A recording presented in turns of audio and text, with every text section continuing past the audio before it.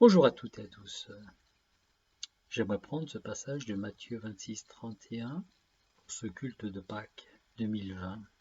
Je serai pour vous tous cette nuit une occasion de chute, car il est écrit: je frapperai le berger, et les brebis du troupeau seront dispersées. Mais après que je serai ressuscité, je vous précéderai en Galilée. Dans le texte, nous sommes à la fin du repas de Seder, repas de la Pâque juive que nous avons célébré mercredi soir de cette semaine passée. Et Jésus l'a pris cette dernière Pâque avec ses disciples.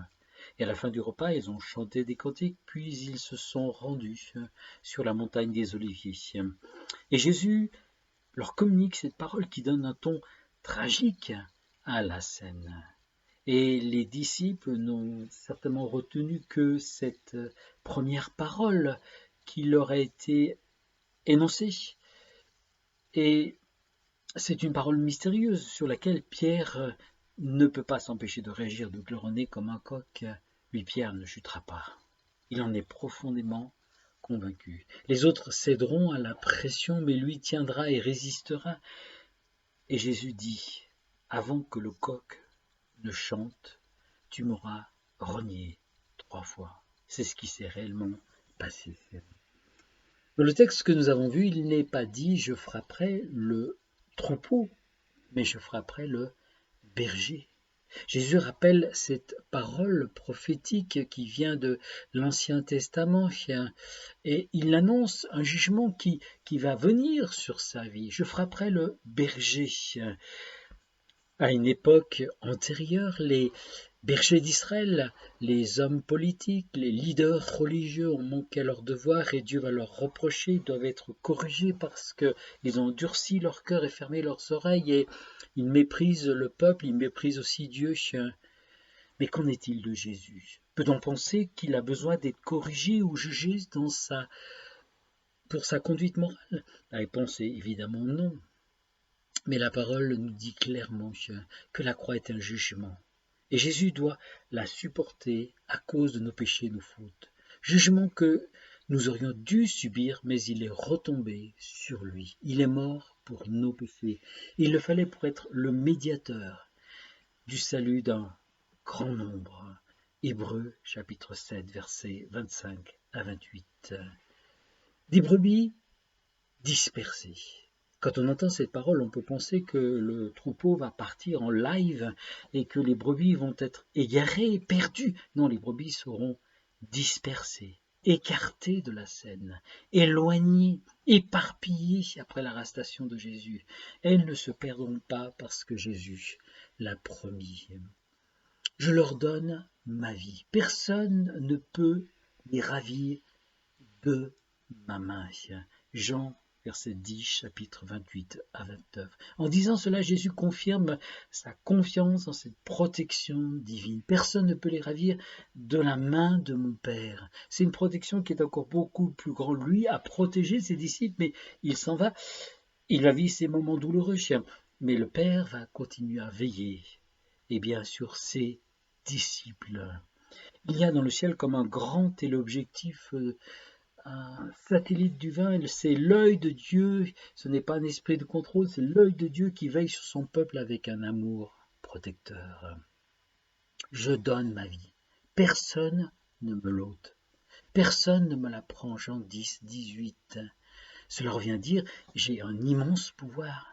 Ce pouvoir du choix dans ma vie. Jésus aurait pu demander l'arrêt des souffrances dans le jardin de Gethsémane. D'ailleurs, il va prier à ce sujet parce que la pression spirituelle est très très forte sur son corps, son âme et son esprit. Il aurait pu demander le secours des anges sur la croix. J'en ai assez, maintenant passons à autre chose. À tout moment, il pouvait stopper cela. Mais c'est son pouvoir.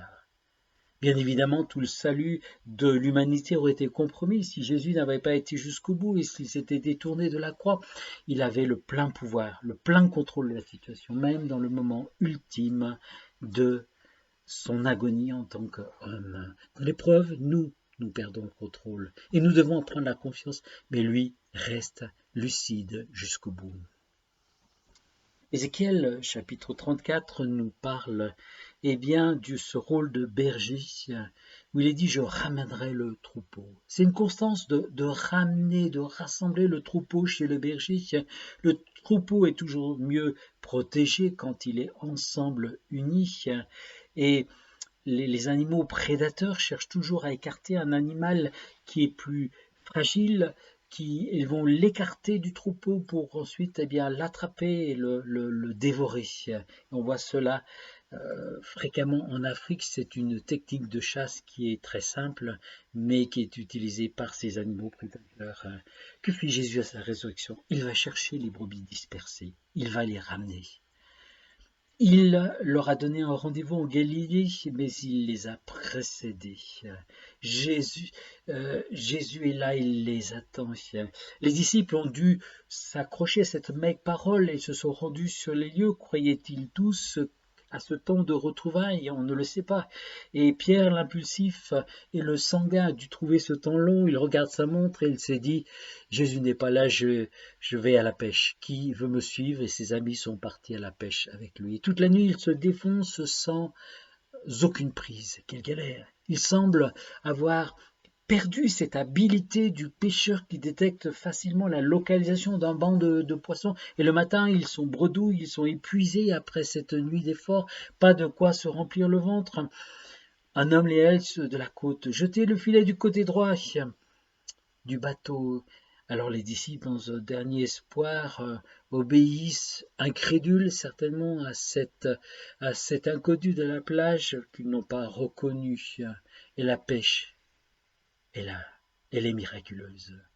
Le filet est plein de 153 grands poissons, nous dit le texte. C'est le Seigneur. Et il leur fait comprendre que le succès ne viendra qu'en comptant sur lui. L'œuvre se fera par lui et pour lui. Le bon berger, Jésus est ressuscité. Après cette dispersion et ce temps d'arrêt, Jésus va se mettre en quête de rechercher ses brebis. Les disciples sont à un moment confinés, ils se sont cachés dans une maison parce qu'ils ont peur des représailles des Romains et des Juifs religieux. Et là, Jésus va être obligé de traverser les murs pour aller leur rencontrer. La première chose qu'il leur dit, la paix soit avec vous.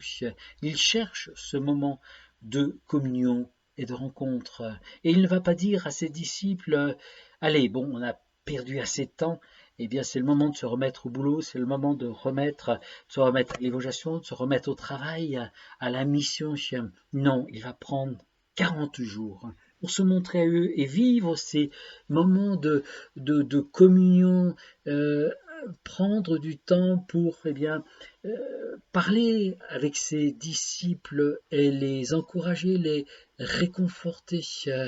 Et ensuite, il les appelle à rejoindre Jérusalem pour bien sûr prier, attendre la venue et la descente du Saint-Esprit qui viendra comme un vent violent qui va les baptiser. Et l'œuvre à ce moment-là va pouvoir recommencer, c'est celle de l'annonce du royaume de Dieu.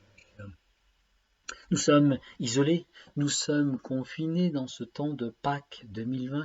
C'est très particulier. Il est bon de se rappeler de l'œuvre de la croix, de la souffrance endurée par notre Seigneur.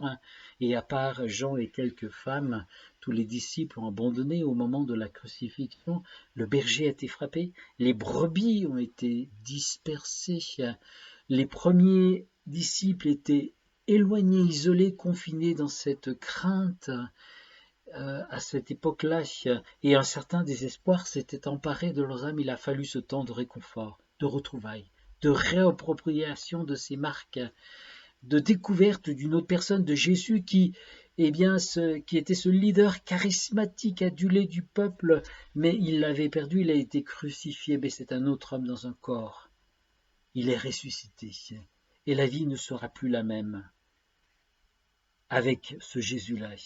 Et la vie ne sera plus la même après le confinement. C'est ce que nous allons connaître et vivre sera différent que cette Pâque de confinement. Apporte cette espérance d'une résurrection nouvelle dans notre vie spirituelle. Tenons-nous dans sa présence pour vivre ce temps de renaissance et recevoir une onction nouvelle dans sa vie de résurrection. Soyez fortifiés et renouvelés.